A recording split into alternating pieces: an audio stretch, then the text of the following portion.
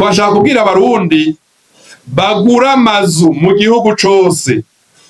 cane cane amazu mu bisagara n'amatongo,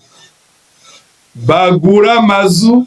bagura amatongo, bazi batohoje kahise k'amazu canke amatongo bariko baragura.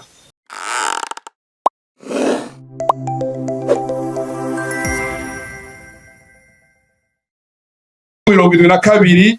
ari nabwo bwahitanye umuvyeyi wiwe Ncahoruri Leonardo. Uyu Ncahoruri Leonardo ku bakuze yarabaye umushikiranganji w'indero, yagandaguwe ari umuyobozi mu bakuru bo mu mushikiranganji bw'indero, kubera ko inyuma yo kunyaga iyo parasera iri mw'inzu, leta yahavuye igurisha mu mwaka w'igihumbi kimwe amajana icenda na mirongo irindwi na gatatu na Shiramanga Dominiko. Uwo nawe akaba yari umwishikira muri leta ya Micombero Michel, kubera ko abasigwa ba Shiramanga Dominiko nabo bahavuye bayigurisha ku mufasoni afise amazina y'abanyamahanga yitwa Eveline Towers Picton, kubera ko Ndayizeye Leticia avuga ko na nyina wiwe yahavuye yitaba Imana inyuma y'igandagurwa ry'umuvyeyi wiwe Ncahoruri Leonardo, maze baca basigara ari abana babiri. Kubera ko Ndayizeye Leticia na musaza we Nshimirimana Alberto baciye baja kuregwa na sekuru ruguru Igitega, kubera ko Ndayizeye Leticia avuga ko haciye imyaka ine umuvyeyi wiwe Ncahoruri Leonardo agandaguwe, ata muntu n'umwe yasigaye aba muri iyo nzu, kubera ko Ndayizeye Leticia yerekanye ivyemeza ko iyo paraseri irimwo inzu yari yahawe umuvyeyi wiwe Ncahoruri Leonardo kw'igenekerezo rya ndwi Kigarama umwaka w'igihumbi kimwe amajana icenda na mirongo itandatu na kane. Turafise ico bita lettre de la direction des bâtiments civils. Kubera ko Ndayizeye Leticia abandanya avuga ko na CNTB, ya Commission nationale des terres et autres biens, mu ngingo yayo nomero ubusa 26 agakwego BJM agakwego 2022 yamukomoreye iyo parasera irimwo inzu,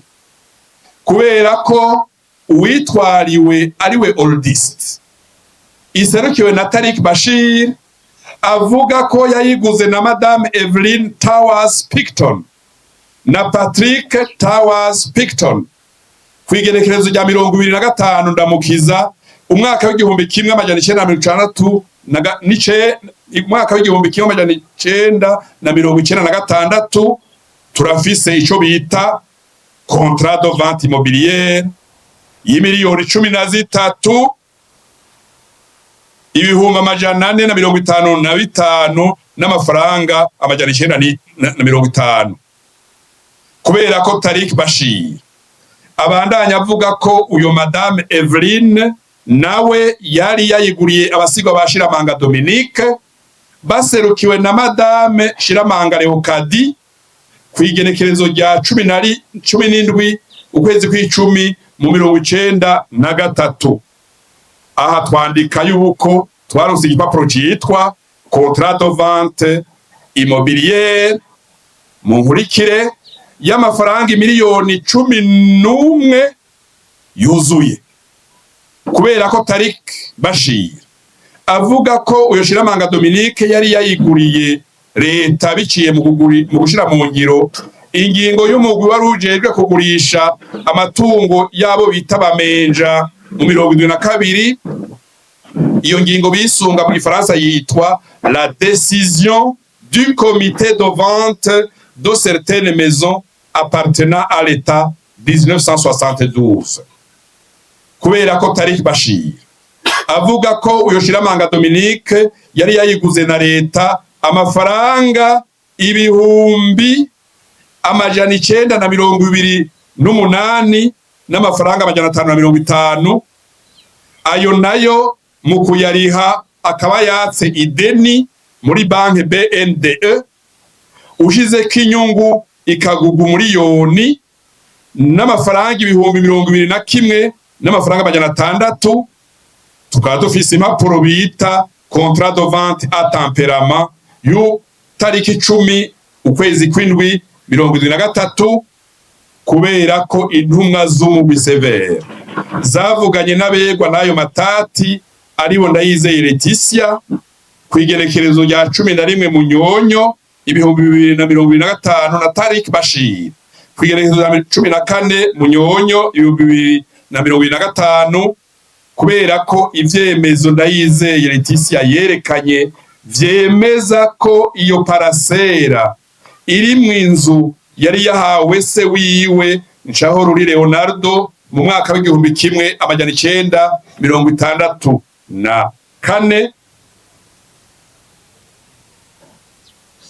kubera ko Nshahoruri Leonardo yagandaguwe mu bwicanyi bwo mu 1972, kubera ko Nshahoruri Leonardo yari yafashwe kwigenekerezo rya mbere Rusama 1972. Turafise ico bita mandadare y'itariki 1 ukwezi kwa gatanu Rusama 2022, kubera ko Nshahoruri Leonardo ari no ku rutonde rw'abishwe babanje guca mu ibohero rikuru rya Mpimba muri Rusama mu 2022.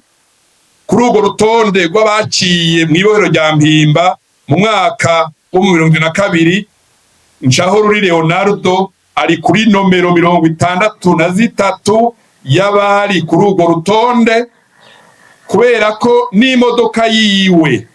VW B 7340 yacishirwa ku isoko ku mafaranga 60,000. Nshahoruri akaba ari kuri nomero 90 ku bantu 199, kubera ko iyo nzu iri ku rutonde rw'amazu yanyazwe akongera akagurishwa na leta. Ivyo bikaba vyemezwa n'ikete ryo kugurisha amazu yatewe ko umukono na Longino Kanuma, ministre des travaux publics, des transports et de l'équipement, kwigerekerezo rya 8 ukwezi kw'indwi 1973, yandikira umushikiriza amanza Kizigenza wa Republika, kubera ko kuri urwo rutonde iyo nzu ya Nshahoruri Leonardo yari nomero 9, ndetse ikaba yagurishwa amafaranga 3,847 kwigerekerezo rya 8 ukwezi kw'indwi 1973, kubera ko iyo nzu yahavuye mu byo tufise igurwa na Shiramanga Dominique amafaranga angana n'umuriyoni 81,000 n'amajana 650 kwigerekezo rya 10 ukwezi kw'indwi mu 73, kubera ko leta atabubasha yari ifise ko kugurisha iyo nzu ya Nshahoruri Leonardo, kubera ko ingingo ivuga yuko urutonde rurimwo parasera n'inzu rwa Nshahoruri Leonardo rwashizwe ahabona uwayiguze yaramaze kuyihabwa mu ikete ryo kwigenekerezo rya mbere ukwezi kwa 6/2023, kubera ko iyo parasere yarimwo inzu kandi Nshahoruri Leonardo akaba yibayemwo n'umuryango wiwe imbere yuko agandagurwa mu 2022, kubera ko iyo nzu iri mu matati yanditswe muri cadastre ku nomero 475, kubera ko kuri fiche cadastrale yahawe Shiramanga Dominico division A nomero 1063 yo kwa 24 ukwezi kwa gatatu 1980, handitswe ko ata kintu kiri muri iyo parcelle, mu gifaransa banditse construction néant, mu gihe iyo parcelle yari isanzwe iri mu inzu kandi itigeze isamburwa, kubera ko n'urukaratasi ndangatongo oldiste iserukiwe na Tariq Bashir yahawe na le conservateur des titres fonciers Maître Hermenegilde Sindihebura kwigerekerezo rya 6 Rusama mu 1993, nago nyene ruvuga ko atacubatsemwo, mu gifaransa aucune construction n'y était érigée le jour du mesurage officiel, kubera ko no mu gicapo kroki yatanzwe na Tariq Bashir atacubatse na kimwe kiboneka kuri iyo parcelle, kubera ko parcelle irondegwa na Ndayizeye Laetitia yari mu inzu kuva umuvyeyi wiwe Ncahuri Leonardo ayihabwa kwigenekerezo rya ndwi Kigarama mu 1964, kubera ko inzu yamaze igihe kitari gito atanumwe ayibamwo, kubera ko imbere yuko iyo parcelle n'inzu bija mu bintu yashiramanga Dominico atawundi aboneka ko yayibayemwo, kubera ko uyifise ubu ariwe oldiste iserukiwe na Tariq Bashir yemera wenyene ko yagiye muri cadastre gusubiza agateka abanyazwe ivyabo, kubera ko mu ngendo yawo umugwi severe ushira imbere ukumvikana ko abafitaniye amatati, kubera ko abafitaniye amatati muri iyi dossier batashoboye kumvikana, kubera ko muri ico gihe umugwi severe uca ufata ingingo wisunze ivyo watohoje, kubera ko umugwi severe usanze inzu iri mu matati yegukira Ncahuri Leonardo, kubera izo mvo zose umugwi severe ufashe ingingo zikurikira. Ingingo zifashwe n'umugwi: ingingo ya mbere, umuryango wa Ncahuri Leonardo userukiwe na Ndayizeye Laetitia urakomorewe parcelle n'inzu biri muri Rohero ya mbere avenue Muramvya inomero 20 yari muri aya matati, ni inzu mubona kuri mbere yayo. Iyo ni ingingo ya mbere. Ingingo ya kabiri, oldiste iserukiwe na Bashir Tariq irahebujwe kuri parcelle n'inzu vyari muri aya matati. Ingingo ya gatatu, oldiste iserukiwe na Bashir Tariq ihawe ikiringo kitarenza amezi 2 kugira ibe yashikirije iyo nzu beneyo aribo basigwa ba Ncahuri Leonardo. Ingingo ya kane, ikizokononekara kuri iyo nzu twaje kuraba nk'umugwi, ikizokononekara kuri iyo nzu kuva kuri iyi ngingo imenyeshejwe kizobazwa oldiste iserukiwe na Tariq Bashir. Ingingo ya gatanu, iyi ngingo ni ntabanduka ishigwa mu ngiro igisohoka kandi ntiyungururizwa mu masentare hisunzwe ingingo za 14 na 15 zibwirizwa inomero 1 agakwego 11 ryo kwigerekerezo rya 20 Rusama 2024 rigenga umugwi severe.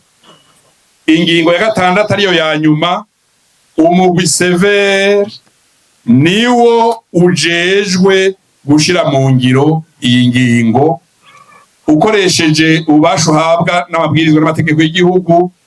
ukoranye n'inzego z'igihugu. Bigiriwe i Bujumbura kwigenekerezo rya 20 ukwezi kwa kabiri 2026 abashize umukono kuri iyi ngingo: komiseri ambassadeur Pierre Claver Ndayicariye signé, komiseri Musenyeri Kimararungu Aimé Joseph signé, komiseri Nzigama Sauria Pascazi signé, komiseri ambassadeur Selemani Mosi signé, komiseri ambassadeur Budiriganya Sera signé, komiseri ambassadeur Kavakure Laurent signé, komiseri Nijimbere Alice signé, komiseri Ndikumana Vianney signé, komiseri Reverend Pasteur Nahimana Elia signé, komiseri Honorable Sidokose Denise signé, komiseri Patri Niyonkuru Pascal signé. Ngaya amajambo makuru yerekeye ingingo tugire Kristo. Yo ja kwegera umushefu do cabinet wo muri Sever yitwa Nibizi Emile adusinyire ko yakiriye iyi ngingo. Hanyuma n'uwaserukiye Oldist yaserukiye Tariq Bashir niyo bari ngaha nawe nyine yaratwaye iyi ngingo. Izi ngingo rero ni zifise mu minwe n'amakopa abiri, imwe ija kwa Leticia iyindi kwaserukiye Oldist. Baba bari ngaha munyaruke muzaba mudufashije ko turafise izi ngingo kugira dusohore. Murakoze.